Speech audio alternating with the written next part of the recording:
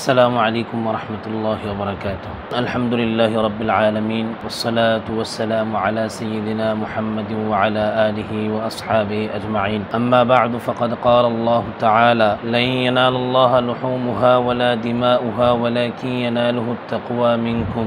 وقال النبي صلى الله عليه وسلم: من لم يضحي فلا يقربن مصلانا أو كما قال عليه الصلاة والسلام. আলহামদুলিল্লাহ, আল্লাহ তাআলার মেহেরবানি, আল্লাহ তাআলা আমাদেরকে স্বীয় রহমতে অনুগ্রহে আল্লাহ তাআলা আমাদেরকে মুসলমান বানিয়েছেন, হযরতে মুহাম্মদুর রাসূলুল্লাহ সাল্লাল্লাহু আলাইহি ওয়াসাল্লামের উম্মত বানিয়েছেন এবং আমাদের জাতির পিতা হিসাবে হযরতে সাইয়্যিদুনা ইব্রাহিম আলাইহিস সালাতু ওয়াস সালামের সন্তান আমাদেরকে বানিয়েছেন। এটা আল্লাহ তাআলার ফজল ও করম যে আল্লাহ তাআলা আমাদেরকে দুনিয়া ও আখিরাতের সবচেয়ে বড় দৌলত, ঈমানি দৌলত আমাদেরকে দান করেছেন। জিলহজ মাস আসার সাথে সাথে, জিলহজের চাঁদ দেখার সাথে সাথেই মুমিন মুসলমানদের মাঝে আনন্দের ফোয়ারা ছড়তে থাকে। মুমিন মাত্রই তার অন্তরে ইবাদতের ঢেউ খেলে ওঠে, কেননা এই জিলহজের 1 তারিখ থেকে 10 তারিখ এই সময়টা ইবাদতের সময়। আল্লাহ তাআলার জন্য মুমিন বান্দা নিবেদিত প্রাণ হিসাবে কাজ করে। আল্লাহ তাআলা এই 10টা দিনের 10 রাতের খুব গুরুত্ব প্রদান করেছেন। আল্লাহ তাআলা সূরা ফাজরের শুরুতেই এই রাতগুলোর কসম খেয়েছেন,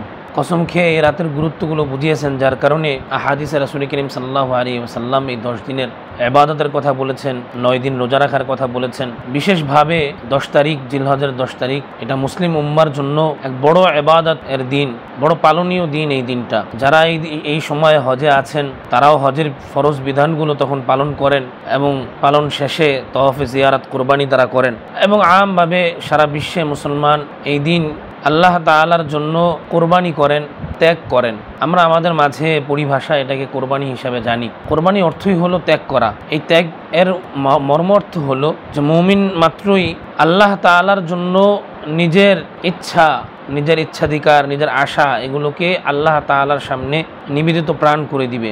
নিজের ইচ্ছার সামনে আল্লাহ তাআলার ইচ্ছাকে, আল্লাহ তাআলার চাহিদাকে, আল্লাহ তাআলার আশাকে, আল্লাহর হুকুমকে প্রাধান্য দিবে। সাইয়্যিদুনা হযরত ইব্রাহিম আলাইহিস সালাতু ওয়াস সালামকে আল্লাহ তাআলা নির্দেশ দিয়েছিলেন, তোমার প্রিয় বস্তু তুমি কোরবানি করো। তো সাইয়্যিদুনা ইব্রাহিম আলাইহিস সালাতু ওয়াস সালাম তার সবচেয়ে দুনিয়াতে তার সবচেয়ে প্রিয় বস্তু যেটি, নিজের সন্তান, নিজের কলিজার টুকরা, বহুত মেহনতের পরে শেষ বয়সে যে সন্তান তিনি লাভ করেছেন, এর থেকে প্রিয় জিনিস সেই সময় দুনিয়াতে তার কাছে আর কিছু ছিল না। কিন্তু এই প্রিয় জিনিসের থেকেও আল্লাহ তাআলা হলেন তার কাছে সবচেয়ে বেশি প্রিয়, যার কারণে আল্লাহ তাআলার মহব্বতে, আল্লাহ তাআলার হুকুম মানার্থে তিনি কোনো চিন্তা ভাবনা ছাড়াই আল্লাহ তাআলার জন্য নিজের সন্তানকে কোরবানি দিতে, ত্যাগ করতে প্রস্তুত হয়ে গেলেন। হযরত ইসমাঈল আলাইহিস সালাতু ওয়াস সালাম কি নিয়ে তিনি কোরবানির জন্য গেলেন, রাজি হয়ে গেলেন। তো আল্লাহ তাআলা এই কোরবানিকে এত বেশি পছন্দ করলেন যে বান্দা আমার সন্তুষ্টির জন্য, আমাকে খুশি করার জন্য বান্দা নিজের সবচেয়ে প্রিয় বস্তু, কলিজার টুকরা সন্তান, যাকে সবচেয়ে বেশি মহব্বত করে, আমরা বলি নারী ছেড়া ধন, তো এটাকে কোরবানি করতে প্রস্তুত হয়ে গেছেন। তো এটাকে আল্লাহ তাআলা এত বেশি পছন্দ করেছেন যে কিয়ামত পর্যন্ত আনেওয়ালা সব মুসলমানদের উপরে এটাকে এক পালনীয় বিধান হিসাবে, উৎসব হিসাবে আল্লাহ তাআলা বিধান দিয়ে দিয়েছেন। তো হযরত ইব্রাহিম আলাইহিস সালাতু ওয়াস সালাম থেকে এই কোরবানির সূচনা মৌলিকভাবে। হযরত রাসূল করিম সাল্লাল্লাহু আলাইহি ওয়াসাল্লামকে সাহাবায়ে কেরাম জিজ্ঞেস করেছিলেন, মা হাযিহিল আযাহি ইয়া রাসূলুল্লাহ, হে আল্লাহর রাসূল, এই কোরবানি কি জিনিস? হযরত রাসূল করিম সাল্লাল্লাহু আলাইহি ওয়াসাল্লাম সাহাবায়ে কেরামকে জানিয়েছেন, সুন্নাতু আবিকুম ইব্রাহিম, এটা আমাদের জাতির পিতা, তোমাদের জাতির পিতা ইব্রাহিম আলাইহিস সালাতু ওয়াস সালামের সুন্নাত, আদর্শ। তিনি যেই ত্যাগ করেছিলেন, ত্যাগের শিক্ষা আনেওয়ালা কিয়ামত পর্যন্ত সকল উম্মত, মুসলিম উম্মাহকে দিয়ে গেছেন, সেই শিক্ষাই হলো কোরবানি। কোরবানি মানে ত্যাগ করা। এজন্য কোরবানি আমাদের সামনে জিলহজ মাস চলে এসেছে, আমরা কোরবানি সবাই স্বতঃস্ফূর্তভাবে করি।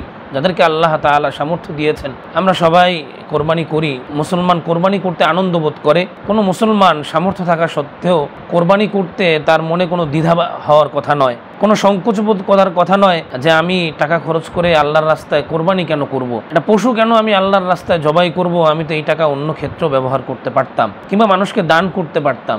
এটা আল্লাহ তাআলার বিধান।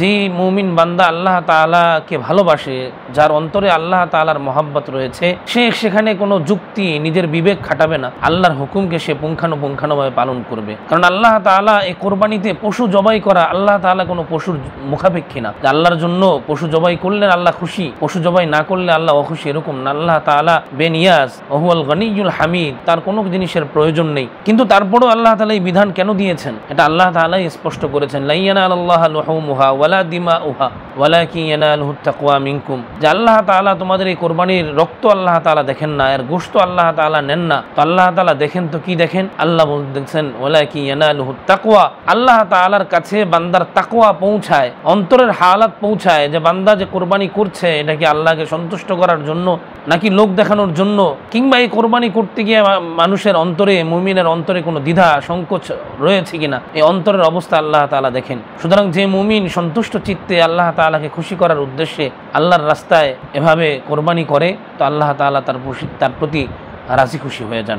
আল্লাহ তাআলা কোরআনে বলেন, ফাস্তাবিকুল খায়রাত, তোমরা কল্যাণকর কাজে তোমরা অগ্রগামী হও, প্রতিযোগিতা করো। মুমিন বান্দা মাত্রই কল্যাণকর যত কাজ আছে, ইবাদতের কাজে তারা অগ্রগামী হবে। তারা একে অপরের সাথে ইবাদত কে বেশি করতে পারে সেটা নিয়ে প্রতিযোগিতা করবে, কোনো হিংসা নয়। এজন্য বুখারী শরীফের হাদিসে এসেছে, দুই ব্যক্তির মাঝে হিংসা করা যায়। এর মধ্যে একজন হলো যে ব্যক্তিকে আল্লাহ তাআলা ইবাদতের সুযোগ দিয়েছেন, সে ইবাদত করে নির্বিঘ্নে আল্লাহ তাআলার প্রতি, তো সেই ব্যক্তির প্রতি হিংসা করা যায় যে আল্লাহ তাআলা তাকে কত সুন্দর তৌফিক দিয়েছেন, সে আল্লাহর রাস্তায় দান সদকা করতে পারতেছে, আল্লাহর জন্য নির্বিঘ্নে ইবাদত করতে পারতেছে। হায় যদি আমারও এই সামর্থ্য হতো, আমিও যদি আল্লাহ তাআলার রাস্তায় সদকা করতে পারতাম, কোরবানি করতে পারতাম। এভাবেই আল্লাহ রাসূল সাল্লাল্লাহু আলাইহি ওয়াসাল্লাম উদ্বুদ্ধ করেছেন। সুতরাং কোরবানি করতে পারা এটা মুমিনের জন্য গর্বের বিষয়, আনন্দের বিষয়, স্বাচ্ছন্দ্যের বিষয়। আল্লাহকে রাজি খুশি করার অন্য একটা মাধ্যম হলো কোরবানি। সুতরাং এটা নিয়ে আজকাল আমাদের মাঝে যেই সংকোচবোধ দেখা যায়, বিভিন্ন ধরনের মানবীয় বিবেক দিয়ে মানুষ যে আল্লাহ তাআলার বিধানকে বিবেচনা করতে গিয়ে সামনে নিয়ে আসে